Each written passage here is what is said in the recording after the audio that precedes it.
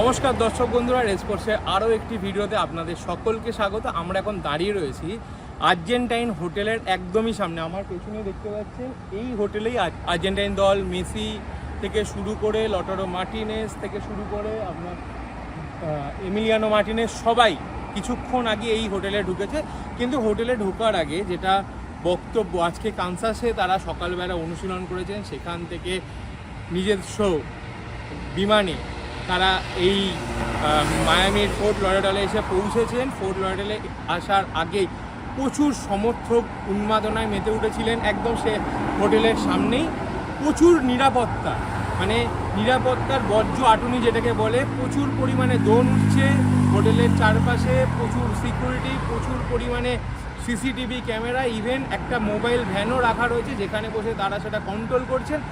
যখন মেসিদের বাস হোটেলে আসার কথা জানতে পারেন, তারা সঙ্গে সঙ্গে রাস্তায় বেরিয়ে দুপাশের মানুষকে সাইড করে দিলেন এবং স্নিপার ডগ দিয়ে পুরো জায়গাটা তারা পর্যবেক্ষণ করলেন। তারপরে তারা গ্রিন সিগন্যাল দেওয়ার পরেই মেসিদের টিম বাস এলো। মেসিদের টিম বাসে আসার সামনে প্রায় 30টার মতন পুলিশের বাইক সেই র্যালি টপকে মেসিদের টিম যখন হোটেলে ঢুকলেন, সেই সময় সমস্ত আর্জেন্টাইন সাপোর্টাররা আর্জেন্টাইন গানে মেতে উঠেছেন। যেই সাপোর্টের কথা আমরা বারবার বলে এসেছি, প্রতিটা স্টেডিয়ামে তারা যেভাবে মাঠ ভরাচ্ছেন, তারা তাদের দলকে যেভাবে উদ্বুদ্ধ করছেন, তারা নিজেরাও সেইভাবেই মেসি থেকে শুরু করে ডিপল সবাইকে সেইভাবে উজ্জীবিত করছেন। হয়তো তারা বাসে সেইভাবে দেখতে পাচ্ছেন না, কেন বাসের কালো কাছে পুরো ঘেরা এবং আর্জেন্টাইন লেখা রয়েছে, তো সেখান থেকে হয়তো মেসিদের কানে আওয়াজটাও পৌঁছাচ্ছে না।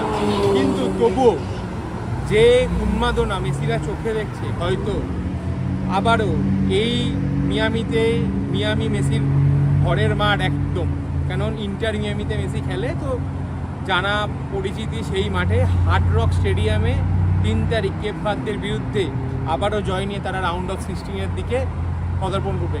আরও ভিডিও আসছে দেখতে, সাবস্ক্রাইব করুন রেসকোর্সকে।